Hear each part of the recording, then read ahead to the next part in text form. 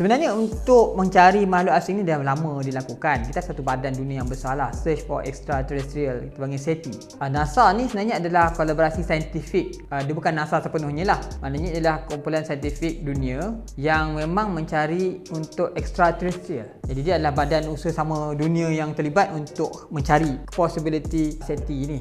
Jadi sebelum ni mereka menggunakan radio menghantar maklumat kepada ruang angkasa dan mendengar ada tidak balasan daripada luar. Ada dua lah. Satu, kita hantar, kita transmit, kita hantarlah maklumat tentang kewujudan kita seperti beacon kan. Kita berkata, wah aku kat sini, aku kat sini. Itu pertama.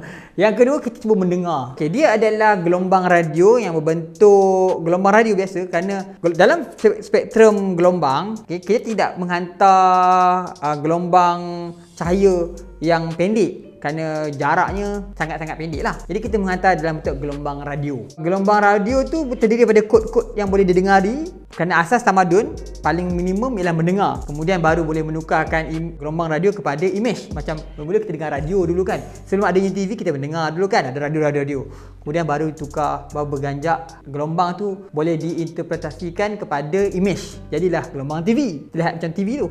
Jadi tamadun juga begitu. Jadi asas tamadun mula-mula dengan mendengar. Dia tidak terus melihat. Jadi dia pergi kepada image kemudiannya. Dan lebih kompleks, makin banyak data yang dihantar, jadilah macam gambar HD dan sebagainya.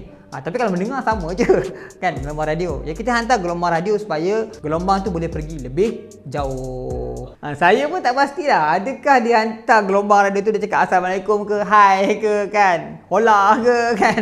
Macam mana dia lah, kalau kita nak cakap dengan makhluk asing, kita cakap bahasa apa?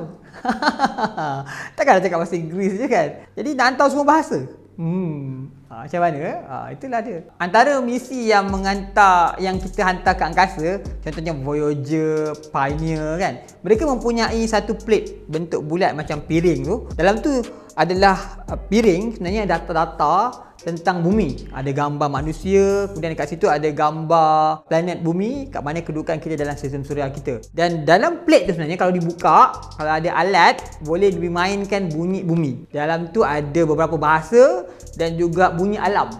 Dan kalau boleh diterjemah, dia akan jadi image. Jadi kalau ada makhluk asing yang jumpa kan, mereka boleh ambil, kalau dia ada alat macam kita boleh transmitkan tu, atau VCD player ke yang macam tu, dia boleh baca, at least dia nampak dia ada image ni, planet bumi, kat mana matahari ni, planet ni kat mana, kedudukan objek ni dekat mana, dan apa suara yang kat situ kalau dimainkan. Hingga ke hari ni dia jadi paradoks lah, belum balas. Dia dua je keadaan dia. Satu, makhluk asing ni mungkin tak kisah sangat dengan manusia, tak penting katanya. Sebabkan ada beberapa teori tau. Sebabkan sekiranya kita betul-betul penting, kita diperlukan, mereka dah main syar'i dah. Ataupun mereka dah lebih maju daripada kita. Jadi kalau mereka lebih maju, mereka anggap kita sendiri. Saya pernah terbaca yang mereka yang dah terlalu maju, kita yang macam dia anggap macam mundur ni, dia anggap macam ulat saja. Itu ayat yang digunakan lah. Ayat yang digunakan macam tengok manusia ni macam baru nak hidup ni kan. Tak ada apa-apa sangat pun.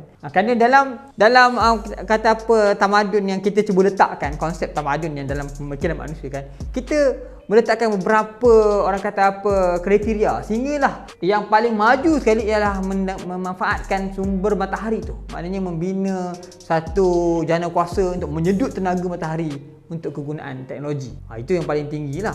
Dan sekarang ni manusia masih lagi kata berusaha mencari jalan macam mana dengan tenaga yang sudah ada, bahan fosil ni, tenaga suria yang ada ni masih limited pada kita. Belum lagi sampai ke teknologi menyedut tenaga matahari untuk digunakan sebagai kemajuan.